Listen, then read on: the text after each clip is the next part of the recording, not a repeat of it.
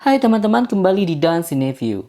Di video ini saya akan membahas plot and explain film His House.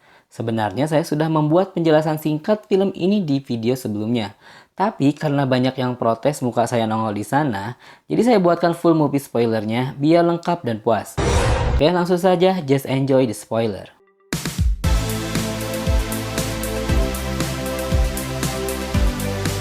Film ini berfokus pada sebuah keluarga kecil terdiri dari ayah yang bernama Bol, ibu bernama Rial, dan anak cewek yang bernama Nyagak. Namanya emang agak asing di telinga kita ya guys, karena mereka adalah warga negara Sudan di benua Afrika. Di scene mukadimah film ini, kita melihat banyak warga di sana yang mau ngungsi dari negaranya. Bisa karena bencana, peperangan, atau mungkin kelaparan. Bukan saya nggak tahu ya guys, karena kalau dikasih tahu sekarang ya nggak akan seru dong. Lanjut saja tontonnya sampai habis. Tidak hanya perjalanan darat, mereka pun melanjutkan dengan menyeberangi lautan. Jelas di sini mereka tidak hanya pindah jarak dekat. Mereka pergi ke suatu negara sebagai imigran gelap yang mencari suaka. Di tengah lautan itu, mereka terjadi kecelakaan hingga sebagian dari mereka tenggelam dan tidak selamat termasuk anaknya yang bernama Nyagak pun tenggelam terpisah dari ayah dan ibunya. Pendek cerita, Bol dan Rial akhirnya bisa selamat dan sekarang mereka sudah berada di sebuah penampungan para imigran gelap di kerajaan Inggris. Terlihat yang ada hanya Bol dan Rial saja. Sedangkan anaknya Nyagak tidak ada penampakan dan bisa kita pastikan dia tewas tenggelam. Tak lama setelah Bol bangun di pagi itu, petugas datang dan menyuruh mereka pergi ke gedung olahraga untuk menemui para petugas imigrasi. Pikiran mereka harap-harap cemas karena takut dipulangkan ke negara asalnya. Tetapi kekhawatiran itu sirna ketika para petugas imigrasi itu menyampaikan bahwa mereka dibebaskan dari penahanan hari itu. Bol pun tak kuasa menahan tawa saking senangnya mendengar pernyataan itu. Tapi pembebasan itu mengandung persyaratan yang harus ditaati Bol dan istrinya. Jika satu saja syarat itu dilanggar, maka mereka akan ditahan kembali dan jika berlanjut tidak memenuhi syarat, maka mereka akan dikembalikan ke negara asalnya. Mereka harus melaporkan tiap minggu selama percobaan tersebut dan mendapatkan tunjangan sebesar 74 pound sterling per minggu atau sekitar Rp1.419.000 per minggunya. Syaratnya adalah mereka tidak boleh bekerja atau mencari tambahan penghasilan. Kemudian mereka akan diberikan tempat tinggal yang dipilih oleh pemerintah. Mereka harus tinggal di alamat tersebut selama percobaan dan mereka tidak diperkenankan untuk pindah ke alamat yang lain. Mendengar persyaratan tersebut, sepertinya nggak sulit lah ya buat mereka dibandingkan harus balik lagi ke negara asal mereka. Malah sangat senang dan berpeluang mendapatkan kewarganegaraan Inggris. Mereka pun segera berkemas dan berangkat ke alamat rumah baru mereka. Perjalanannya cukup jauh guys, ternyata mereka diantar ke alamat tempat tinggal di kota London. Terlihat seperti perumahan sederhana tapi berjejer rapi dengan warna cat yang adem. Di sana sudah berdiri menanti seorang petugas yang bernama Matt Smith. Dia yang akan menunjukkan rumah baru bagi keluarga Major ini. Si Bol sempat bertanya kenapa mereka mendapatkan perlakuan istimewa ini. Matt menjawab dengan enteng, anggap sajalah kalian telah mendapatkan jackpot atau istilahnya gede milik. Matt menunjukkan kondisi rumahnya, terlihat pintunya udah rujad dan lampunya juga sudah nggak nyala. Ada bekas pizza yang sudah dikerubungi serangga. Pendeknya, rumah ini walaupun terlihat bersih dari luar, tapi dalamnya kotor dan berantakan guys. Tapi, tinggal dibersihkan dan ditata lagi, bisa nyaman kembali. Kabar baiknya, rumah itu jadi milik Bol dan Rial, pemberian dari kerajaan Inggris. Setelah Matt pergi dan berpesan untuk bisa berbaur dengan tetangga, dan menjadi warga yang baik, Bol pun terlihat terharu dengan nasib baiknya saat itu. Dia tertawa sekaligus menangis senang seakan dia terlahir kembali. Begitu juga dengan Ria, sambil menatap boneka anaknya, Nyagak dia terlihat berandai. Jika anaknya masih hidup, tentu terasa lengkaplah mereka. Malam pun telah tiba. Untuk pertama kalinya mereka bermalam di rumah baru itu guys. Tampak suami istri ini menghirup udara bebas dengan wajah berseri-seri. Namun jangan senang dulu guys, sesuatu yang ganjil akan segera menghampiri keluarga ini. Malam semakin larut, Rial sudah tidak tampak di ruang tengah rumah itu. Tinggallah Bol yang masih harus berbenah, tiba-tiba saja dia mendengar suara gumaman seorang anak kecil di sudut gelap ruangan. Namun, dia lihat di sana tidak ada siapa-siapa. Sejenak Bol mengabaikannya, namun sekali lagi dia mendengar gumaman anak kecil di tempat yang sama. Namun, kali ini dia mencoba untuk mendekati sudut itu. Perlahan dia mendekati sumber suara itu dan Plak! Sesuatu telah melemparnya. Bol pun kaget dan serta-merta suara bising terdengar di dalam kepalanya. Suara jeritan yang terdengar dan suara tangisan mengisi silih berganti membuat Bol semakin stres. Tidak berhenti sampai di situ, Bol mendengar ketukan-ketukan di balik tembok rumah itu. Seperti ada sesuatu yang hidup di dalam tembok. Bol pun menempelkan telinganya di tembok agar suara yang ia dengar lebih jelas. Dan benar saja, suara ketukan itu muncul lagi dan ia kaget. Di bagian bawah tembok itu ada yang bolong guys. Dia pun mencoba untuk mengecek apa isi di dalam tembok itu. Dengan hati-hati Bol melongok ke lubang itu dan suara-suara itu semakin jelas saja.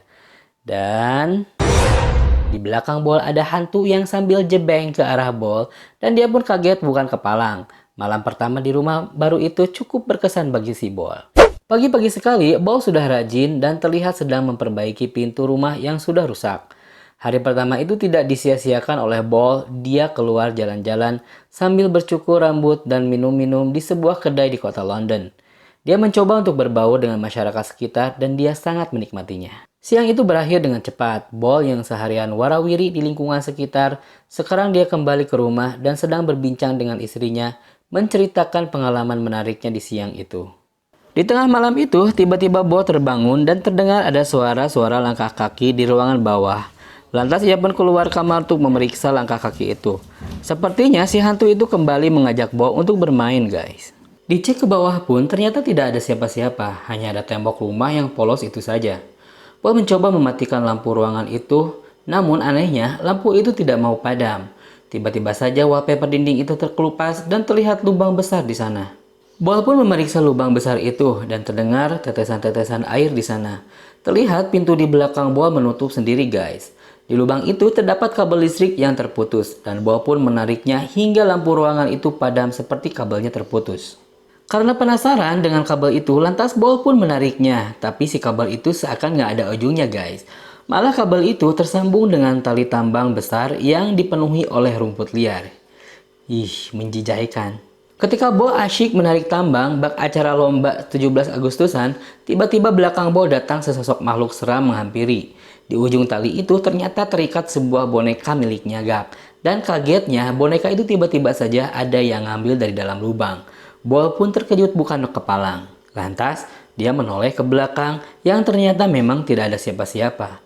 Dan ketika menoleh lagi ke lubang, ternyata si lubang itu lenyap dan yang tampak hanya dinding rumah seperti biasa saja. Karena penasaran, Bol pun melepas semua wallpaper dinding laknat itu. Padahal udah jelas di sana tidak ada apa-apa. Pagi hari pun tiba, terlihat Rial baru bangun dan langsung kaget kenapa itu tembok tiba-tiba dikuliti seperti hewan kurban di hari raya. Dan tidak ada penampakan dari suaminya. Lantas Rial pun menyapu bekas wallpaper itu dan ketika dia membuka pintu gudang, dia melihat sesuatu yang aneh. Dia melihat penampakan sekumpulan anak-anak di atas mobil pick-up seperti gambaran ketika dia dalam perjalanan kabur dari negaranya. Ternyata si Bol pagi itu sudah keluar guys dan tampak sedang belanja peralatan di sebuah toko serba ada. Dia beli palu, cutter, paku, obeng, dan lain-lain. Sepertinya Bol hendak memperbaiki rumahnya sehabis dia rusak sendiri gara-gara hantu yang bergentayangan di malam hari. Sedangkan Rial pagi itu dia memutuskan untuk keluar rumah sambil membawa peta yang dibuat oleh Matt. Mungkin karena bete ya guys, harus tinggal di rumah sendirian. Tempat yang dituju Rial adalah gereja. Namun sepertinya tidak mudah bagi orang baru. Rial tampak tersesat dan mulai panik. Dia mencoba bertanya pada 3 orang anak remaja di sana yang sedang bermain namun hanya bulian yang ia terima. Akhirnya dia terdampar di sebuah klinik dan sekalian memeriksakan diri. Sungguh pengalaman yang tidak menyenangkan bagi Rial. Namun setidaknya dokter di sana ramah dan baik dan sekilas ia tampak curhat pada si dokter bahwa seluruh keluarganya tewas dibantai. Di sini tabir mulai terbuka. Alasan mereka kabur dari negaranya karena terjadi perang saudara antar suku. Pendeknya, negaranya dalam keadaan chaos guys. Hari itu Rial gagal menuju gereja dan dia memutuskan untuk kembali ke rumah. Siang di rumah sendirian ternyata tidak menghalangi hantu itu untuk menunjukkan eksistensinya. Rial yang sedang duduk sambil menatap dinding kosong, tiba-tiba saja di arah dapur terdengar benda jatuh yang ternyata buah-buahan yang baru saja Rial beli. Satu buah apel menggelinding ke arah Rial sambil terdengar bisikan, "Kemarilah." Rial kaget bukan main karena sumber suara itu keluar dari lubang-lubang di balik tembok rumah itu. Di malam itu tampak Bol pulang terlambat. Dia terlalu asyik main di luar. Dia terlihat senang sekali. Berbeda dengan Rial yang mendapat pengalaman buruk waktu main keluar. Dia tersesat dan mendapatkan perlakuan kasar dari penduduk di sana. Di acara makan malam itu, Bol dan Rial berbicara tentang kehidupannya yang baru. Bol lebih optimis dan bahagia, walaupun tiap malam dia dihantui oleh sosok tak kasat mata. Sedangkan Rial terlihat kurang betah berada di sana.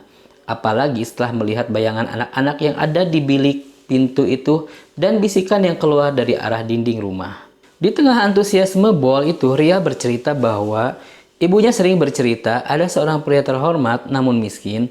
Dia sangat menginginkan sebuah rumah. Saking inginnya, orang itu terpaksa harus mencuri dari seorang pria tua yang tinggal di pinggir sungai.